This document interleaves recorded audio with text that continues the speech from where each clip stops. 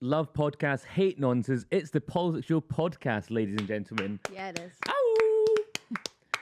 There's a one-person crew today. It's the one who can't be named. Yeah. That one isn't Sean, by the way. Someone's asked why we can't say Sean's name. Oh, no, we can say Sean. We can say Sean all we want. As much as we like, It's just this one that we're not allowed to. Sean's off, though. Sean is off, slacking. Yeah. Where, is he gone home yet? I don't know if he was going home. His parents were over yesterday. So His parents were over.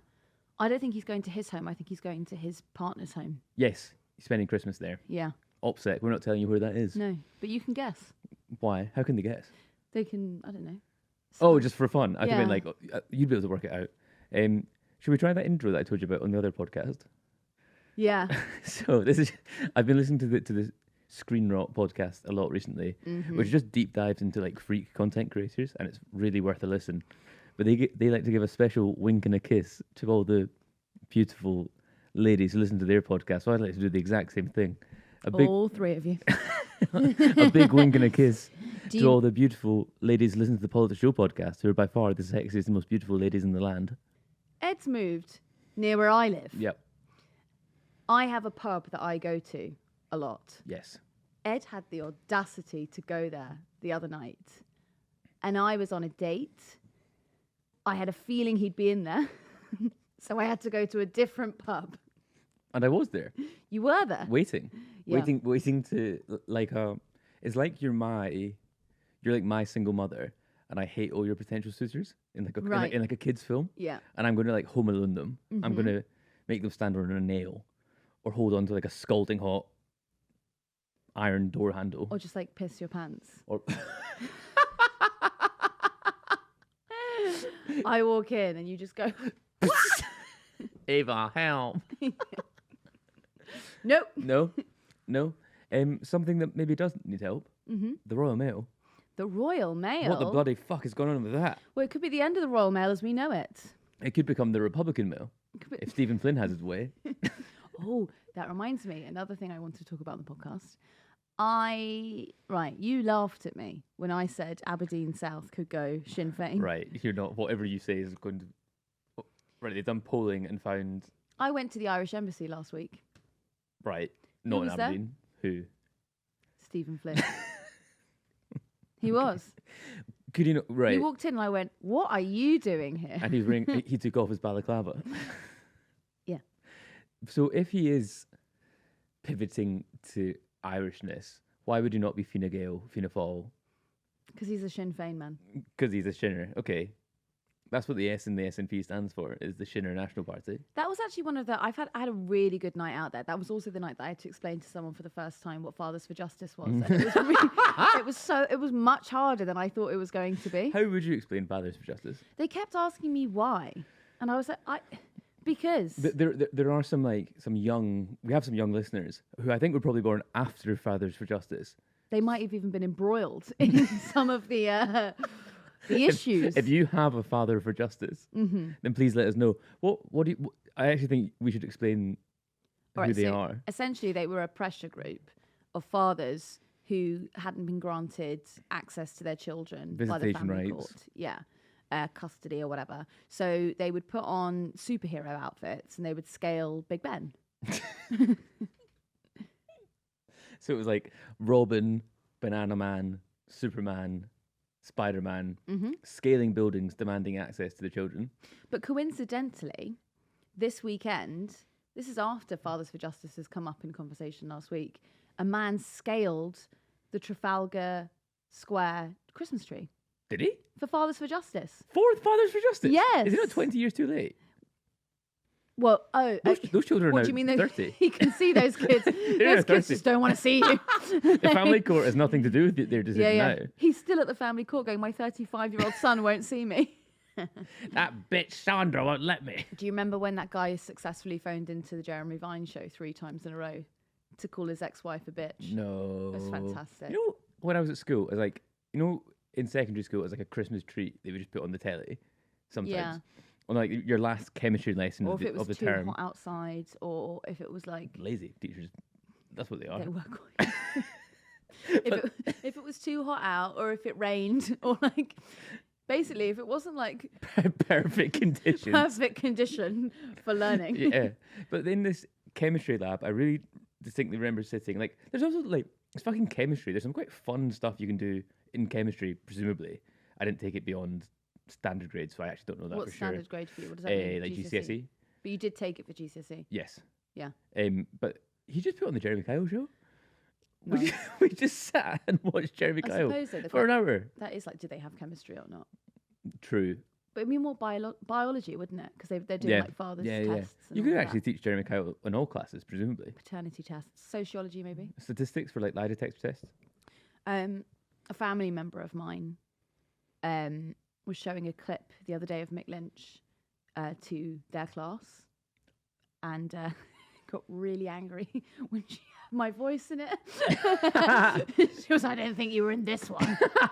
So you're showing off. She's like, I specifically chose this one because I don't think you Well, were it's in Mick it. Lynch. Who else is going to talk to Mick Lynch from PoliticsJOE? Yeah. Well, yeah, Ollie. Barely. No. It's very much you're the industrial relations reporter. You're the train correspondent. the train. I went on the sleeper train last night. Oh my gosh, we're like 10 minutes in. We haven't even talked about it. On in this section, we signposted to be about the Royal Mail takeover, but we're talking trains. Yeah, got Also, one of the same. yes. I got the Caledonian sleeper last night. Tell me all about it. It was good. It was comfortable. It does feel a little bit like you're lying on a roller coaster. Well, presumably it feels like you're lying on a train. No, it doesn't. It feels quicker. I don't know if it is, Okay. but it does feel like it does not feel like you're sitting in a seat. And I'm very familiar with how a train feels. Yeah. But lying Are you? but lying down, it felt like I was on fucking, don't know, a roller coaster. I couldn't think of a single roller coaster there. Okay, talk to me about the layout of the room. Very small, extremely small. Here, kind of a hallway, a tiny path, with a sink at the end. Reception area. Reception area. I had a coat hanger. Yeah. And a bunk Just bed. in case. Just in case. Just in case I pulled in the club car. And then I could have had my choice of top or bottom bunk. You pulled in the club car, you bring the girl back, and you go, that's your bunk, and you're on the bottom. It would be. I was like, this is like. We're going Mormon. It'd be very difficult to be intimate in this environment. That's a very niche Mormon. Soaking would be quite easy. Yeah. So you were in the soaking cabin last Yes, night. I was. And then I went and sat in the club car for a bit, and there was a man next to me caning gin and tonics, and he was also listening to Ted Lasso without his headphones on. I like to Watching your Ted alter Lasso. ego because you love Ted Lasso. I don't. I actually don't. You do love Ted Lasso. You went down to Richmond once and you were like, oh, it's just like Ted Lasso. I don't think I did say that. I think I talked about how prevalent Ted Lasso was there. Yeah, okay. I didn't go for Ted Lasso. Maybe it's Sean who likes Ted Lasso. In fairness, a lot of people do. I'm not one of them. You love Harry Potter. Yeah, that's true. Do you want to talk about Royal Mail? Should we talk about the postal system within Harry Potter? You tell me about it. Do you not know about it? Is it nationalised? Not clear. It's owls. Does a Czech billionaire own it? Not yet. But if he gets his bloody hands on Royal Mail, then the owl post will not be far after. Which character do you think you are in Harry Potter? Ron? Do you think? I don't know. I'd like to be Ron. Who do you think you are? I think you might be Hermione. Who are you then? I don't know, probably like Neville. Did I ever tell you the story about that guy who was in Harry Potter? And like one night, we used to talk about politics every now and again. And then one night, my friend and I got really drunk, and we just decided to bombard him with loads of pictures of himself in Harry Potter, with absolutely zero context to it. And woke up the next day, and he just replied, being like, "This is extremely strange. Please stop." That's fair enough. It was very, very funny. I'm sure it was, but equally, I appreciate his response and his perspective. I woke up the next morning like, oh, that was really bad. Why did we do that? Should we talk about the Royal Mail? Yeah. What on earth has happened to the Royal Mail today, Ava? Well, it's going to be sold by to Czech billionaire Daniel Kretinsky, which has been in the offing for quite some time. He's known as the Czech Sphinx. Oh, the Czech what?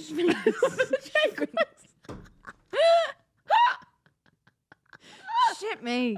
This needs to go in separate content as an actual news piece. I need to do that again. He's known as the Quebec Sphinx. Do Do you know why? It's because in my notes I put him down as the Czech Sphinx.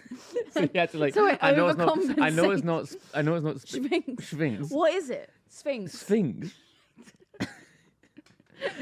is known as the Czech Sphinx. I don't think I can say it. Right, I've got to start again. Okay.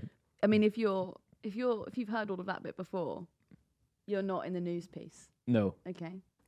You're in the you're in the Sphinx. You're behind the curtain watching the Am I sausage thinking getting of like made. sphincter? No, that's also not how that's pronounced.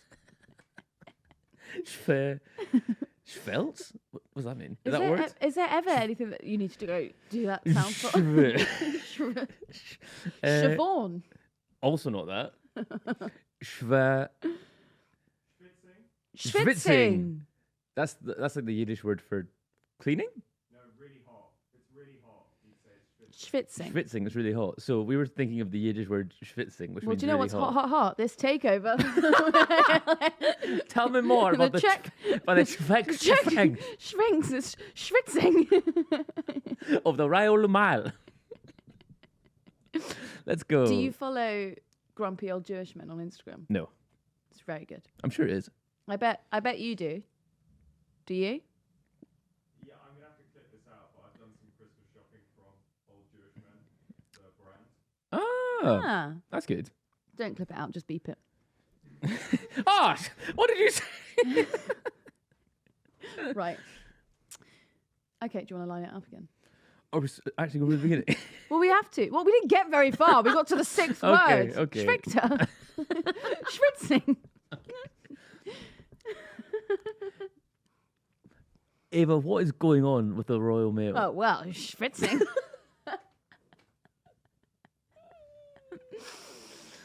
Okay. Royal Mail will be sold to the Czech billionaire Daniel Kretinsky, an offer that's been in the... Fuck! Shit! I'm schwitzing. Right, we're actually going for it this Yep. time. All right, well, Ed, Royal Mail will be sold to the Czech billionaire Daniel Kretinsky, who is a Czech tycoon who's affectionately known as the Czech Sphinx. Are you taking a piss? Should I say that? To God, I wasn't. Should I say this part? Can you actually? Yeah.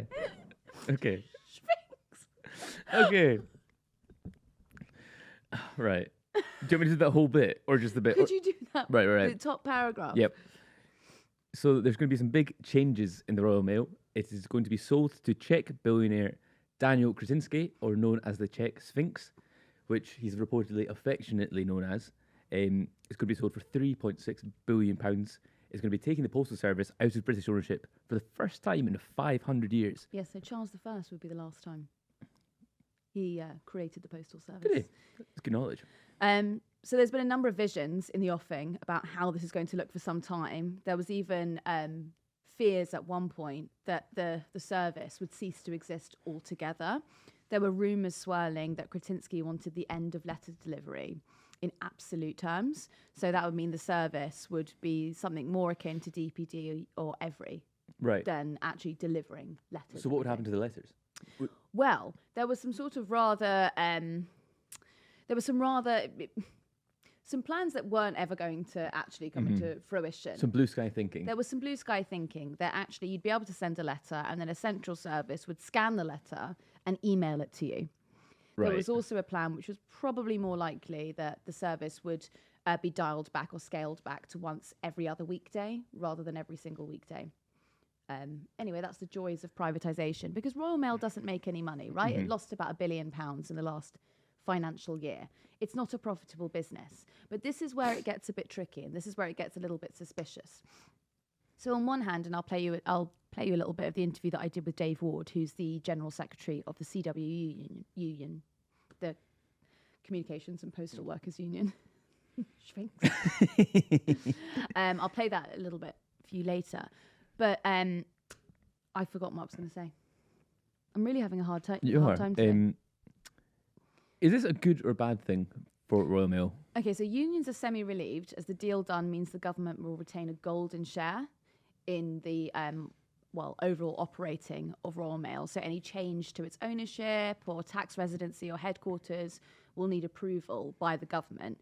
But there were huge concerns about a foreign investment takeover because it will be the first time that it's controlled by an overseas investor. And the question is, why does he want to own it? Yeah. He's already he's got a couple of stakes in the UK economy. He's got around a 27% share in West Ham, the football club. He's got a 10% share in Sainsbury's, and he's got various other little bits in the energy sector, or plans to invest in the energy sector. But the big question is, why do you want to take over a failing business? And there's this really troubling quote that actually Prospect magazine located from 2015. So he was asked by some students when he's at this sort of symposium, I guess, like, why do you go after dying businesses? And he said, we want to make money in industries that are dying because we think they'll die much more slowly than the general consensus says. And then his biographer explains that he wants to be one of the top billionaires in Europe. And if he needs to fire people, he will do it. He won't be afraid of it. He's a businessman. What's most important for him is that he won't lose money with a business. Those two things seem slightly like at odds with each other. Yes. So there's this question looming, which is, okay, why you like to pick up failing businesses, you don't think they'll do as terribly as is projected.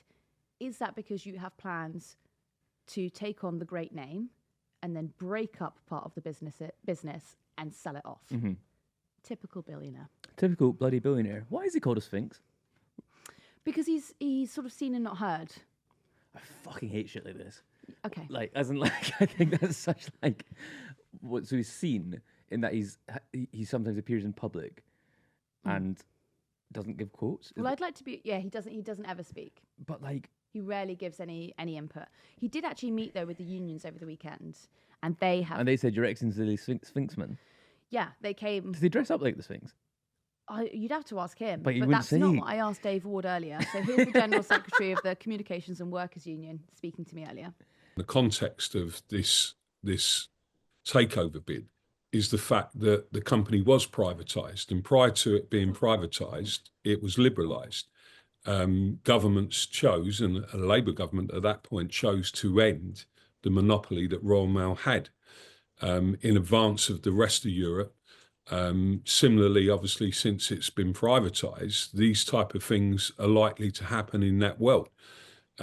I think that what we've got here, though, is an opportunity and the best platform we've ever had to potentially renationalise Royal Mail at some point in the future, because the government have agreed to take a golden share in Royal Mail. We're happy that that's taking place, but they've also agreed a range of other protections that will hold Kretinsky to account and are ongoing. And within that, with the change in governance, which is a radical new way of a private company being run, with much greater say for the workforce, so there'll be concerns, understandably, about a foreign equity investor taking over a company as big as Royal Mail and as iconic as Royal Mail. But the context to this is that we know that the status quo is the biggest threat to the future of our members' jobs and UK postal services. We've seen a Royal Mail board that have systematically run the company into the ground. We've seen them foul customers on a daily basis, and we've seen them completely alienate and attack their own workforce. I think the government are probably looking for further investment from Kretinsky, maybe in the energy sector. And that's what obviously the government have set out as their number one mission, which is to grow the UK economy. Now, we have to deal with the realities of this situation. And what we are absolutely convinced about is that, set against the status quo, whilst we still have concerns about the future, and they'll continue, and we believe we're strong enough to deal with those under the terms of this agreement, this is a better option than allowing the current Royal Mail board to continue. George, should it ever be privatised in the first place? So that was the vocal sphinx that there. So do you see there he's talking about that the unions are quite pleased because they've managed to secure some of the rights for workers that had been up in the air for a number of years now. So that means the Kretinsky won't be able to do any of the asset stripping that was first feared. He won't be able to reduce the number of days that Post is delivered. But the big question really is about privatisation, and should it have ever been privatised in the first place? Because it's it's almost like a royal asset. It's utility. Exactly. Yeah. And it's whether you believe that having Post delivered should be a social right or a market decision. Mm-hmm. Yeah. It's sort of like the trains. Trains have to run, which is why the government ultimately oversees a number of the operators. And actually, Labour have changed it now that they're going to oversee all of the operators, because people have to travel the country, right? That is your social right in the United Kingdom. And it's a question about whether that should be the same for Post. Mm-hmm. Should it just be a loss maker? Anyway, Darren Jones, who is now the Chief Secretary to the Treasury, but we interviewed him last year, and he was very concerned about privatisation, and here he is. They've said, oh, okay, we're making a mint over here on parcels, but we're not willing to use the money from that to pay for the letters bit. So the letters bit gets run down. They might be losing £1 million a day in the letters bit. And then they come back here to Westminster and they say, can we have some more money from the public, please, because it's not making enough money. Well, hang on a second. Making loads of profit on your parcels. You're giving out hundreds of millions of pounds to your shareholders, and the leadership of this failing business, failing because it's losing £1 million a day, is being paid a bonus and hundreds of £1,000s a year, and in their long-term bonus package, doesn't mention letter deliveries once. So the business is completely failing in its delivery of a public service, and that's often a consequence of privatisation. What do you think it speaks to? What do you think it speaks to more broadly in our society, that all of those things can be happening, and yet the leadership of the company feels that they can go cap in hand to the government, to Parliament, to say, we need this cash? The brass neck of it is quite extraordinary, isn't it? Yeah, it is. But look, the Conservatives and the Liberal Democrats in government did it. So on the one hand, the government was cool with this because it allowed it to happen. And so you partly don't blame them. I mean, if you're a private business and you're a private equity investor or a hedge fund owner or whatever, you put your money where you make profit. That's their business. Well, fair enough. And so they're investing in the parcels business. They're not investing in the letters business. I mean, if you had £1 million to spend and I said, would you give it to me? I'm going to lose it in one day and not give you anything back. You'd say no, right? Mm-hmm. So if government wants these public services to be delivered, it has to construct a regulator or a market design, or actually just run it as a public service in order to guarantee it. And this has been an example of a kind of failure around that. Shall we talk reform? Yeah, can we? Of course. Yeah, I know you want to. Yeah, who? You, the spokesperson. What's their new line on paving stones? I actually do think this is rather concerning, what's coming out about Reform now. Reform are really ramping up support, and I do think that we are sleepwalking into a Reform government, and I'm really concerned that a number of Labour MPs aren't quite grasping that they are going to be their next competition at the next election. So there was this clip of Harriet Harman over the weekend. She was on Trevor Phillips on Sky News, and we'll play it for you now. Harriet, it's not just the Tories who have to be worried. Mr Farage is after Labour seats as well, and I think the number now was they came second in 89 seats to Labour. How worried should the party be about the threat, or the challenge, I should say, from Farage? Well, I think people should be very concerned about reform, because they're not just a threat to individual parties, but I actually think they're a threat to democracy, because they are offering easy answers to real problems, which are not a solution and will just increase people's distrust and disillusionment. But I think the Shadow Minister who you had on was really in denial about the situation. If you look at the council by-election results, and I'm afraid I look at them every Friday morning very anxiously after the Thursday council by-elections, what they show, I know, is that they show a real fall in Labour's support. If you look at the percentage change, it's not just about who's won, it's who's voting and what the percentage change is. And Reform from a standing start is like gaining 40%, whereas the Labour's down, but the Tories are massively down as well. And I think that The main threat to reform currently from reform is to the Tory party. And what I didn't see is any acknowledgement, and we haven't seen this either from Kemi Badenoch, that reform is a problem. They're saying it's not a problem. Until they say, look, we're really up against it, they won't start dealing with it. Okay, so there she is discussing reform and how they're a threat to democracy. Now, I'm really worried about this for a number of reasons, but mostly because we are always an election cycle behind the US. Can I just sneeze? No. No. Okay. We go again.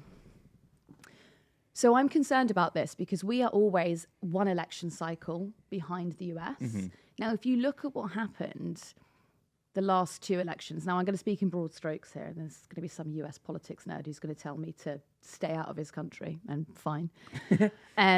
If you look at what happened with Biden and Trump, Biden won, and you can make quite a strong argument that that was simply a protest vote. People did not want Trump to win. What happened in our election just gone? Labour won because they didn't want the Tories to win. Broad strokes I'm speaking in. Now you look at the American election that just passed in November, and Trump wins on this sort of populist ticket. The Republicans are like the sexy anti-vote, right? They are the sort of people you want to put on your social media because it's controversial, particularly young men who are really, I guess, enfranchised by people like Elon Musk, who are kind of in the hemisphere with Joe Rogan and that sort of ilk.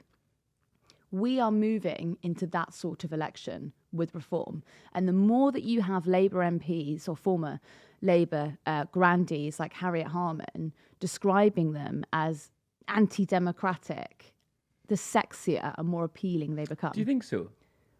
Oh, that's interesting. I actually don't think that was that. That would not be my takeaway from that. What would your takeaway be? I thought she was actually making quite... So what is surprising there? That, like, Labour Party grandee is anti-reform. I don't think reform can actually do very much with that.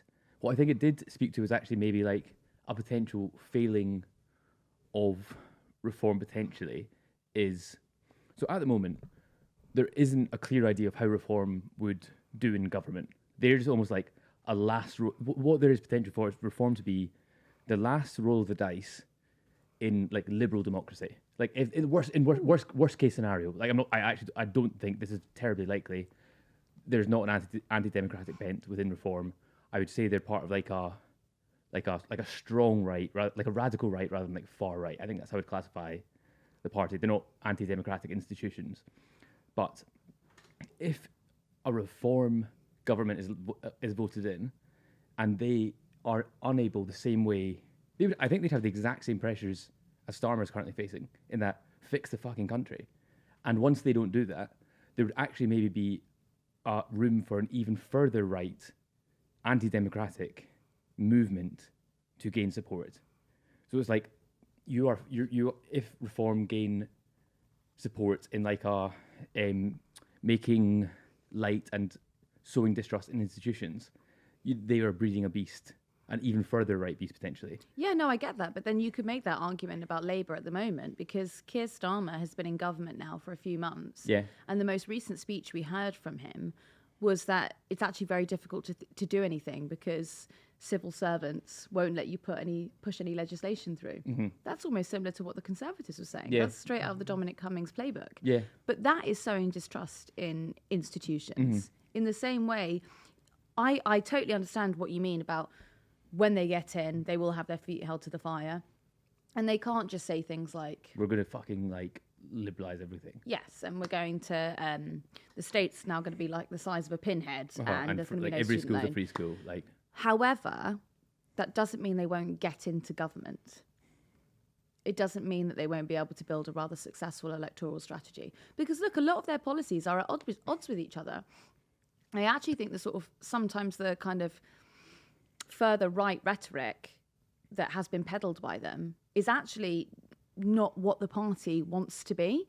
When Nigel Farage said something about Muslims a few months ago, and I actually think that was on Trevor Phillips at the time, he's essentially said that they don't, I've got to be very careful with my language here, I believe he said something on the lines of they don't assimilate, they don't learn the language. I actually thought that didn't fit what the Reform Party are trying to be. I think they want to project it without saying it. Yeah, I don't know. I think you can't they can't just dog whistle the whole time. They have to bark. They have to bark sometimes. Otherwise they'll forget. Have to bark. They have to bark. And that was a bark. Yeah. That was a loud and clear bark. But Braverman barked more than Farage did. No, but she did. She did. During her time. I'm said just laughing more, at the dog metaphor. It's just making me laugh. But she said actually more like objective, quotes, things that you could quote. Yeah. That were, within that realm of rhetoric. Mm-hmm. Farage is sort of like Teflon. He goes near it and he doesn't say it. Mm-hmm.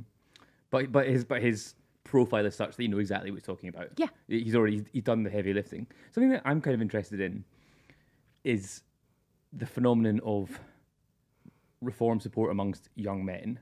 So in the general election, there's basically equal amount of support amongst young men between Reform and the Green Party. And in all the reporting I've seen done about young men supporting Reform, it has largely been young men who have joined Reform. Mm-hmm. And they're not representative of, no one would ever suggest that a young Labour member is representative of the wider youth, movement, young people at large, even though that was the party that young people voted for with the largest majority. That's been the case for ages. But there's been very little. What I think is actually would be more interesting to see is interviewing people who are school leavers, people who are who are normal people who aren't involved in politics but are determined to vote. They're like, I'm going to vote for a reform. That would be the canary in the coal mine. If you're vox popping normal people in regional parts of the UK, young people who are all saying, I'm going to vote for reform, that would be illustrative of this phenomenon that people talk about, rather than just interviewing people who are standing to be councillors in local elections. Yeah, for sure. Which I've not seen. I completely understand the argument. I mean, I have seen it. During the election, I did speak to a number of young men who said they were going to vote for reform. But that wasn't borne out in the numbers. I see. Yeah, but they don't vote. Young people don't vote. That's the one. Mm-hmm. I think we need to start from that benchmark. You basically got to say it's like we're pretty much on zero on getting 18 to 24-year-old young men to vote. And if they do, they're at university and they might go to vote for the Green Party, or used to vote for the Labour Party, but not so much anymore. If you can mobilise them to vote, then a legacy party has a problem. If Reform get cool people, that's the problem. They're not. Richard Tyson's cool. Nigel Farage's cool. Richard Tyson's cool. Lee Anderson's kind of funny, I guess. James Murdoch is hits women, so. But you know something? It didn't matter. That this is the whole thing that I found really puzzling and that I worry about with them. It doesn't matter that he has a spent conviction for kicking his girlfriend. It doesn't matter, because the way that it's moving online at the moment, we are moving back into the sort of trenches of misogyny. Mm-hmm. We are. It is sexy to hit women again. Look at what the absolute. Social media. You've got to be careful. It's not indicative of wider public sentiment. But look at the absolute tomfoolery about that picture of Sydney Sweeney that went viral over the weekend. Yeah. She didn't have a lot of makeup on, and men were like, she's mid. Yeah. I'd kick her out of bed. But then I do think those people, those are fucking weird freaks. That's not. And freaks are gaining momentum, Ed. No, I don't know. I think it's like Twitter now. You always have to take Twitter with a pinch of salt. Of course. But online freaks with a fucking Bronze Age Twitter profile picture saying that Sydney Sweeney's mid. I'm not being funny. Sydney Sweeney is hot is probably called the most commonly held public opinion in the UK. Mm-hmm. That 99.99999 times out of 100, someone is saying she's hot. She looks hot there. I think there is a online trend of return to the 50s and domestic, the traditional domestic responsibilities for women and stuff like that. That's one of these things as well. In the UK, I'm still yet to see a. But we're always one election cycle behind the US. Yes. I just think that we're not ready for it. We're not preparing for it properly. Do you know? Like, I'm looking at Farage, like, tweeting this morning. Again, look, I'm not saying that everything can be determined from Twitter. I don't think that at all. But I mean, we talked about sowing distrust. So we heard this morning there was a Labour minister doing the rounds, and he was asked by Nick Ferrari, will you be cancelling the local elections next year? And didn't give a definitive answer.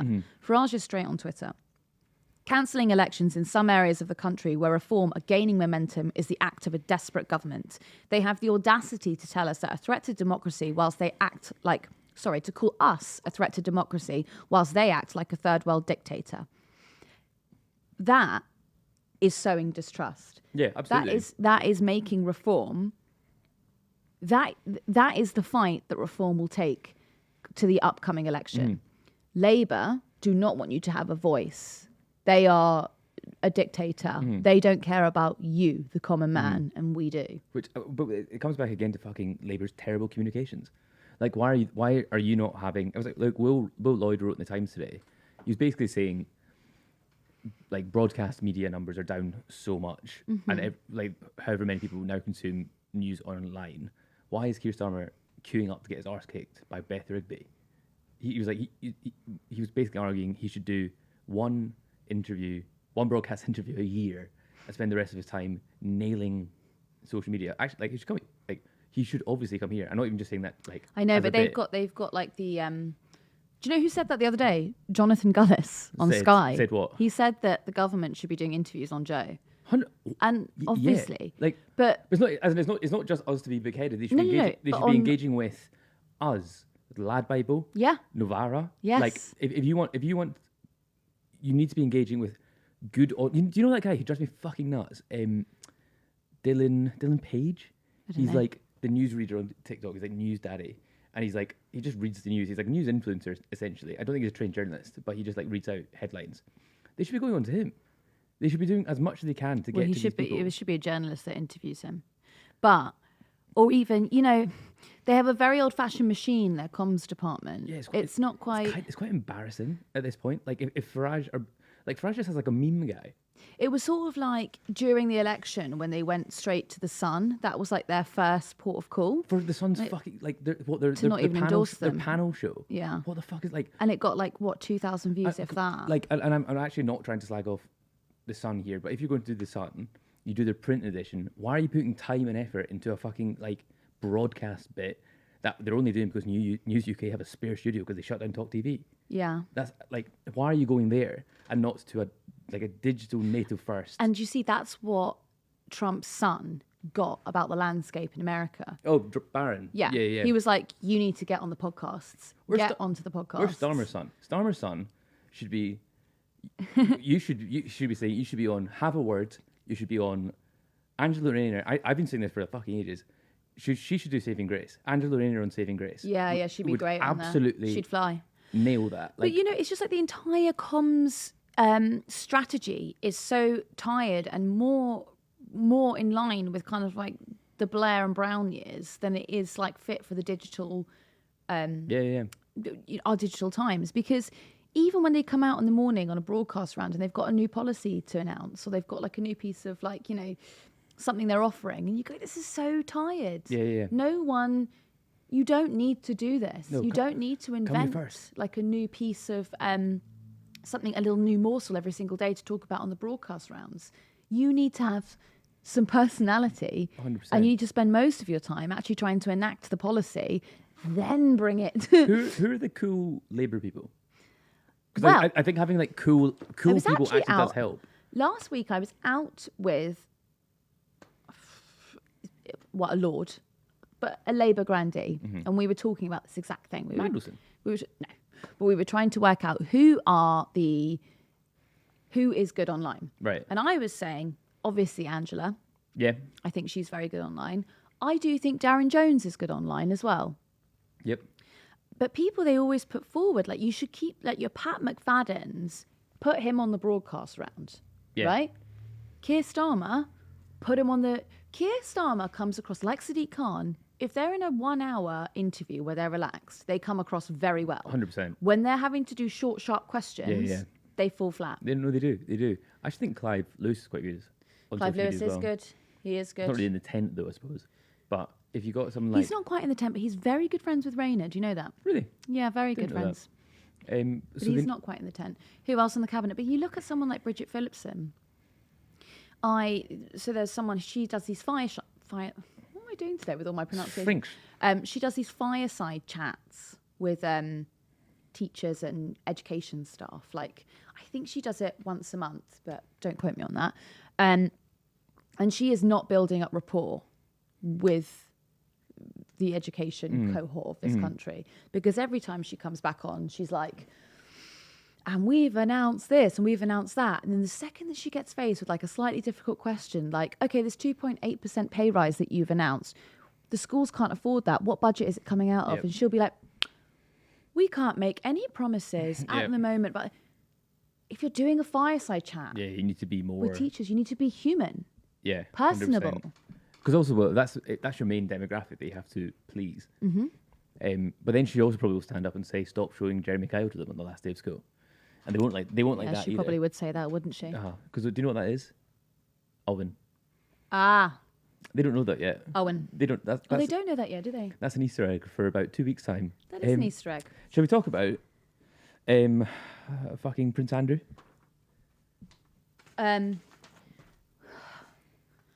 Whatever could he have done now? Well, believe it or not, he's employed a spy. The gift that keeps on He invited a giving. spy to Buckingham Palace. Why do we have this man?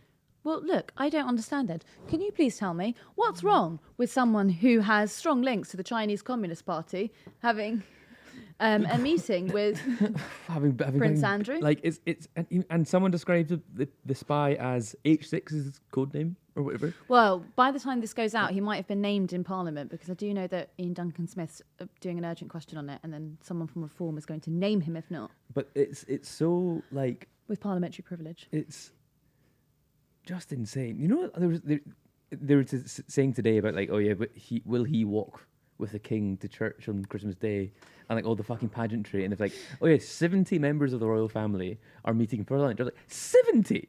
What do you mean 70 members of the royal This is family? what really drives me nuts about them. See, if it was just the big, if it was just the 10, big four. 10. Oh, Like the big four. Who are the big four? Well, like William, Kate, Kate, Camilla, Charles.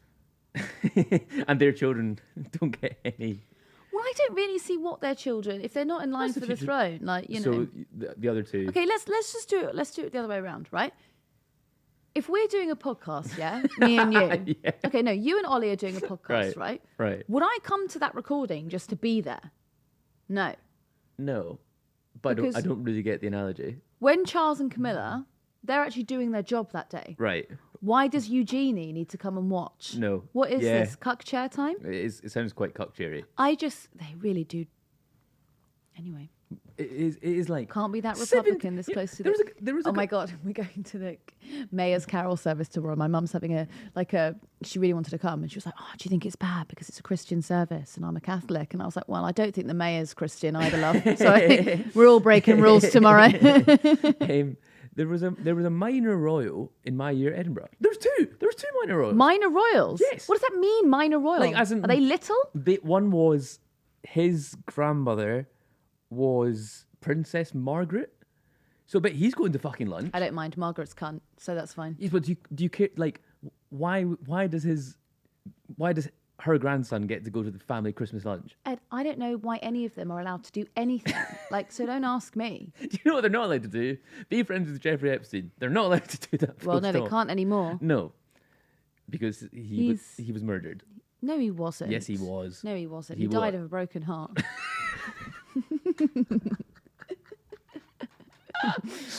because he couldn't see that 15-year-old anymore. Yeah. What do we do about Prince Andrew? Someone's like, oh, he wants to move to the Emirates.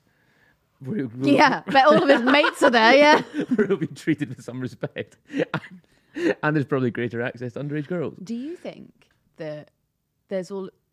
You can't say that. You cannot say that. Prince Andrew has always denied his links to Virginia Jeffrey. Yeah. and them paying her £10 million is completely coincidental. Nothing to do with anything. Do you think that these people who fight tooth and nail to get access to Prince Andrew, when they've actually got the access and he's like sitting down and he's serving them a drink from the parlour or whatever they do you think they sit there and go, God, this is the most boring conversation I've ever had in my life and I'm regretting I bet every it's quite second of interesting it. though. No Yes, way. I think he's mental. No way. I'm not even funny. If you've been on Epstein's island, you've got some stories. Yeah, but he won't tell you anything. He'll just talk about himself. Won't he? See, given his track record of friendship, which does include Jeffrey Epstein and Kevin Spacey, would you not be highly suspicious of anyone he's friends with? What did Jeffrey Epstein do? Can any of us honestly say? Yeah, sex trafficking. Ah, He ran the child sex island. but Prince Andrew didn't know anything about that. They were just friends. They were just just friends, friends. and It was all a friends straightforward shooting all weekend. friends. And in fairness, if you were running like a children's sex island, I wouldn't know anything about it, No. and like Um, you'd never bring it up. I think we're getting a bit close to the line. But like, also, especially if Anyway, would you I be just suspicious? think we're just all jealous because Prince Andrew clearly has a real knack for picking friends in high places. But like, see if you were a member of the royal family and this stranger comes out of nowhere from a state which has a tricky relationship with the United Kingdom and the West in general, and becomes your best pal, would you not be a bit suspicious? Or is he so lonely and desperate for cash? Well, I'll tell you, we're both friends with Sean. Have I at times been suspicious of Sean? But what do I think is a bigger When threat he to- says to me, "You English bastard," Yes, yeah. sometimes I think, I don't think he likes me. No, but then also, do I think... Oh, I got called a Tory cunt over the weekend. Did you? By who? I think that he got me wrong. I think he thought I was someone else. You're a reform cunt. I think, well, he said, I recognise you. You're that Tory cunt. Jesus. And I was thinking, No. I don't think that is No. you. I wonder who that is. yeah, I wonder who that is. But do I think China is a bigger threat to the West than Ireland? Yeah. I think you... Sorry, was that even up for debate? Well, you I was suggest... just you, making a you- joke. or- So that was clearly a joke. No. You were suggesting Sean was an agent of Ireland, Right.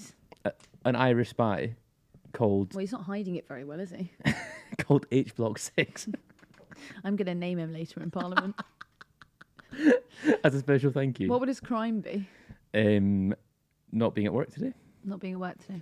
I I don't think he's in until like January 12th. Do you know that? Really? Mm-hmm. Is he celebrating January the 6th? That's what he's up to. I think so. He's going to try and do a coup for Biden. God, we've been going for ages. Let's wrap it up there. Okay. Thank you everyone for listening to that today. Drop a like if you think Prince Andrew should be able to choose his own friends. Drop a like. Prince Andrew's done nothing wrong. Me and the rest of the Prince Andrew truthers will be meeting in Trafalgar Square at some point. You check the usual Telegram channel. Join us over Piers on... will send out the Telegram message later. Piers Corbyn was at the farmers' protest the other day. Oh, he's always fucking everywhere. Well, you know where he's not? Epstein's Island. Exactly. Join us on the subreddit r/PoliticsJOE for some good-natured debate, memes, the huge. Like and subscribe to this on YouTube. Leave a review if you're listening to this on audio platforms, and tell a friend to listen to this podcast. Anyway, Andy, I'll see you on Christmas. Bye-bye. See you at the palace, Andy. Bye, Andy.